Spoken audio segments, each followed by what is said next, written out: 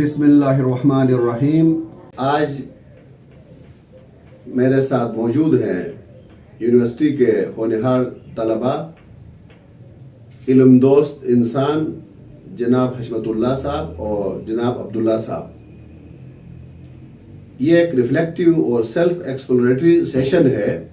आज हम कोशिश करेंगे कि आपके सामने कुछ हिडन पोटेंशियल के बारे, हिडन एबिलिटीज के बारे में, अपने इनर फीलिंग्स को आपके सामने लाए।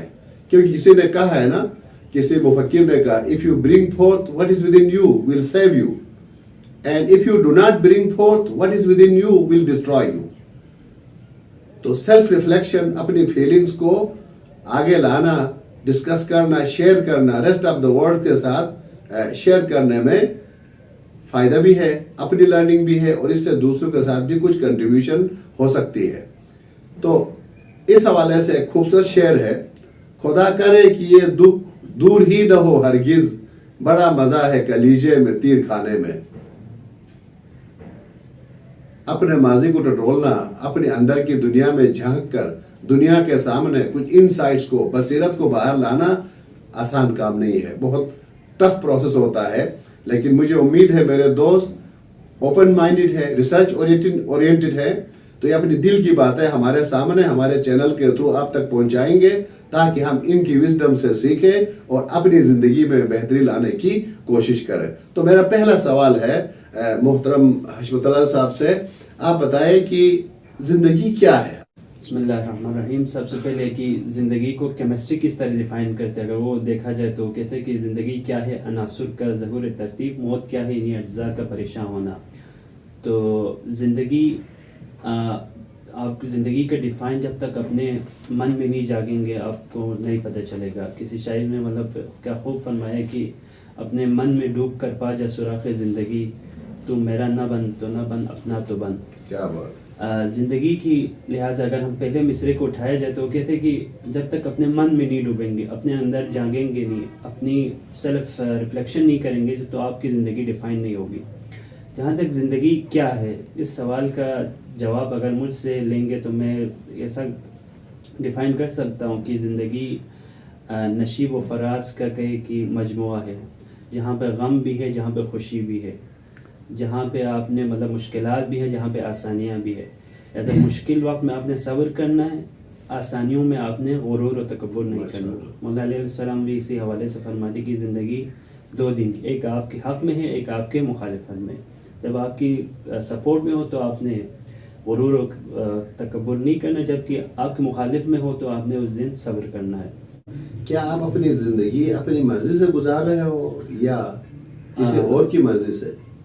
ज़िंदगी अगर स्टूडेंट लाइफ को देखा जाए तो mostly student life composed of educational areas. तो इसमें कुछ हद तक अपनी मर्ज़ी भी होती है, कुछ हद तक अपने पेरेंट्स की मर्ज़ी भी होती है। अपने वालिदैन के डायरेक्शंस पे भी चलना है और कुछ अपने जो बड़े हैं उनको सुन के और अपनी ज़िंदगी को आगे बढ़ाना है।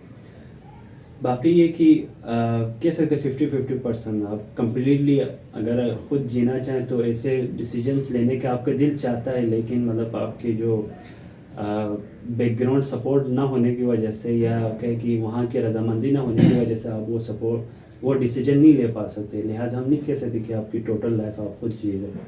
इसमें सिर्फ पेरेंट्स की मर्जी है या और भी माशरे के और लोगों की भी मर्जियाँ इसमें शामिल है जो आपकी डिसीजन को हैम्पर करती है? डिसीजन को पूरा माशरा इन्वॉल्व होते हैं, बिल्कुल। अब अगर वो कहते हैं कि अगर आपने मतलब आगे बढ़ना है तो माशरे को मतलब नहीं देखना, लोगों का काम ही बातें करना होता है। ये मैं समझता हूँ बहुत आगे लेवल की डिस्कशन है कि मतलब वो जो माशरे को इग्नोर करके मतलब आगे बढ़ना है। दिस इज़ एक लीडरशिप में ये क्वालिटीज़ होना चाहिए। आम अगर हम ज़िंदगी में देखा जाए तो ये चीज़ बड़ी मुश्किल है। आप सोसाइटी को मतलब नेगलेक्ट करना बहुत मुश्किल काम है। लिहाजा मोस्टली जो हमारे डिसीजंस है वो सोसाइटी बेस्ड भी होते हैं और ख़ुद पर्सनल भी मतलब इन्वॉल्व होते हैं। ग्रेट। तो अब्दुल्ला, आप थोड़ा सा बताएंगे, ऐड करेंगे कि आपकी नज़र में ज़िंदगी क्या है और क्या हम अपनी मर्ज़ी की ज़िंदगी गुजार रहे हैं? ज़िंदगी अगर मुझसे पूछा जाए तो अक्सर लोग समझते हैं कि अगर हम चलते फिरते हैं ज़िंदगी सांसें ले रहे हैं तो हम समझते हैं कि हम ज़िंदा है और अपनी ज़िंदगी गुजार रहे हैं, हालांकि ऐसा नहीं होता है। मेरे मुताबिक ये ज़िंदगी नहीं है। ज़िंदगी यानी देखा जाए तो उस रोशनी की मानद है, चांद सूरज की। अगर आप आप अपने आप को समझेंगे कि आप ज़िंदा है या ज़िंदगी गुजार रहे हैं अच्छे तरीके से, तो आप देखें कि अपने खुद से आपके इर्द गिर्द में जितने भी लोग हैं उनको कितने फ़ायदे पहुंच रहे हैं। जिस तरह सूरज बहुत सारी चीज़ों को ज़िंदगी बख्शती है, जानदारों को, इसी तरह आपके जो बिहेवियर और रहन सहन की आदतें और बोल चाल की वजह से आपके इर्द गिर्द में मौजूद लोगों को कितने फ़ायदे हो रहे हैं। फॉर एग्ज़ाम्पल, अगर कोई कम हिम्मत है तो उसको कितने हिम्मत मिल रहे हैं, अगर कोई कम हौसला है तो उसको कितने हौसला मिल रहे हैं। इस तरह की बहुत सारी चीज़ें। तो आप अपनी लाइफ से कभी आपने गौर किया हो या आप महसूस कर रहे हो कोई से 3 आपकी क्वालिटीज़ जिससे दूसरों को खुशी मिलती हो, सामीन को बताएं ताकि वो भी अपने अंदर वो क्वालिटीज़ पैदा करें। 3 क्वालिटीज़ तो मुश्किल है, लेकिन पर्सनल देखा जाए तो मेरी एक क्वालिटीज़ जो मैं देखता हूँ, एक है कि मैं नींद पूरी करता हूँ, मतलब अपने के लिए। नींद पूरी करने से ये होता है कि बंदा पूरा दिन उसका मूड ख़राब नहीं होता। नींद पूरी की तरह आपसे बोला क्या मूड ख़राब नहीं होता। 18 घंटे सोते नहीं, 7 से 8 घंटे। यानी आप समझते हैं कि 7 से 8 घंटे एक नौजवान को सोना जरूरी है। ठीक।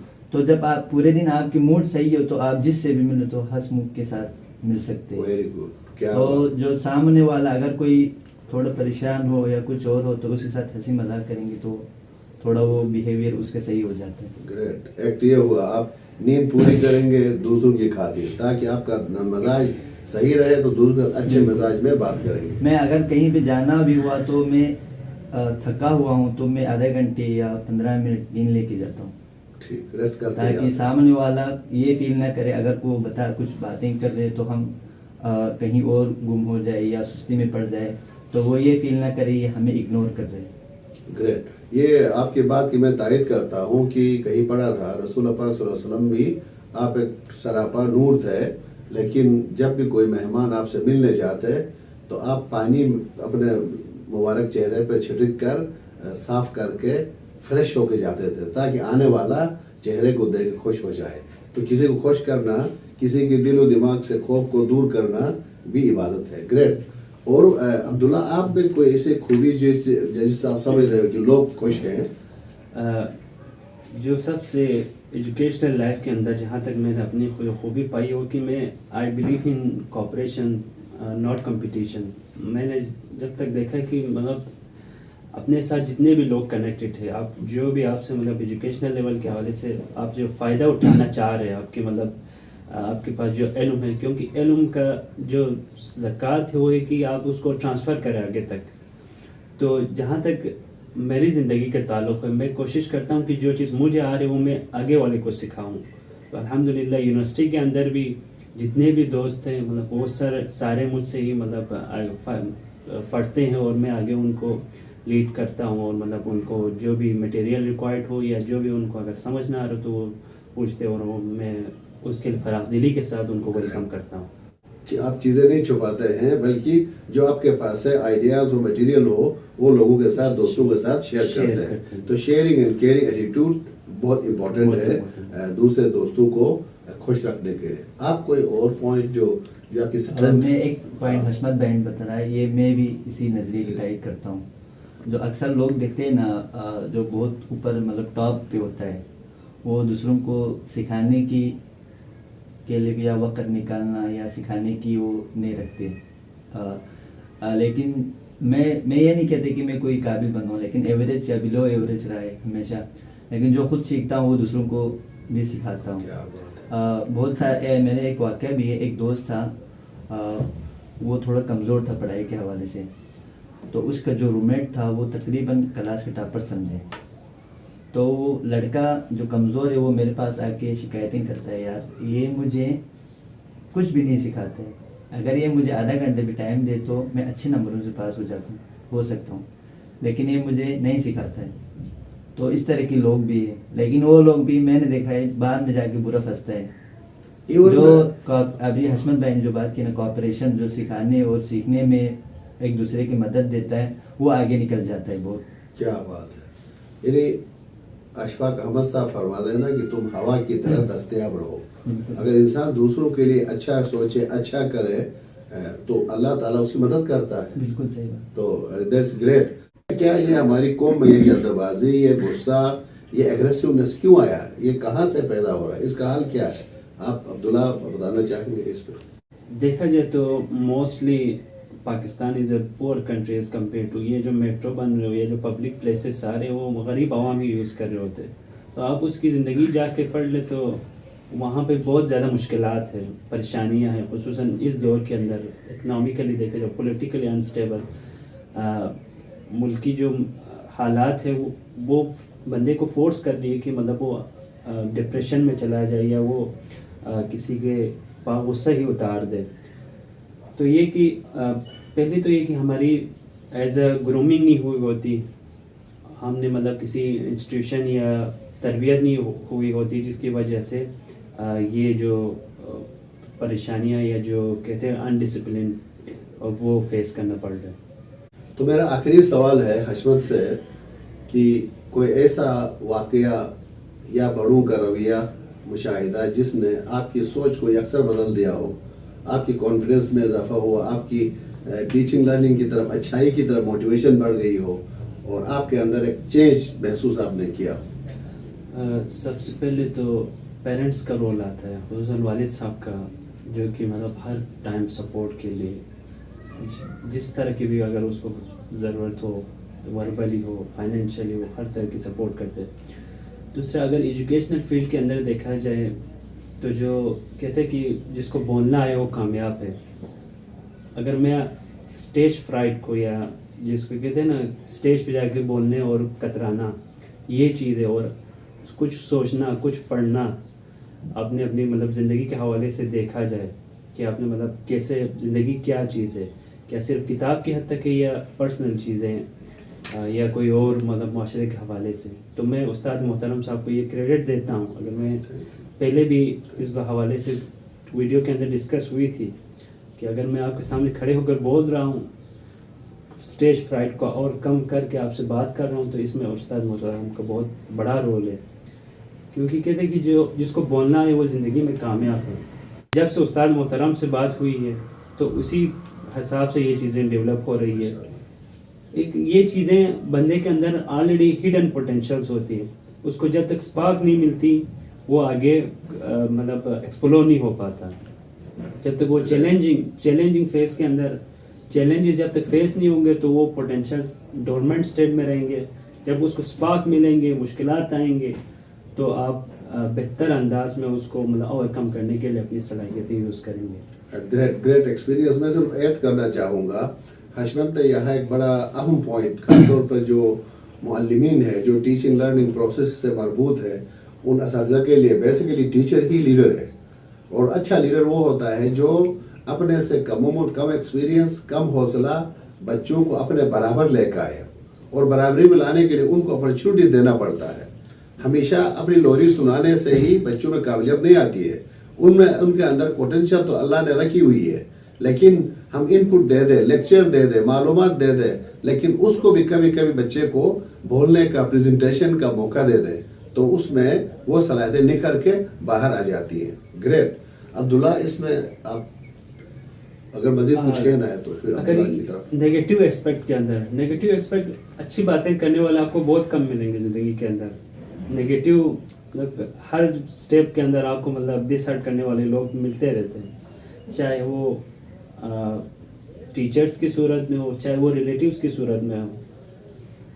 तो इस हवाले से यही बात करना चाहता हूँ कि आपने डिसअपॉइंट नहीं होना, बल्कि नशीब व फराज जो कि ज़िंदगी का मकसद ही, मौजू ही ज़िंदगी, तो आपने नशीब व फराज कभी ऊपर कभी नीचे होते रहते हैं, लिहाजा वहाँ पर सब्र करके आपने कहीं पे इग्नोरेंस करके आपने आगे बढ़ना होता है। ग्रेट।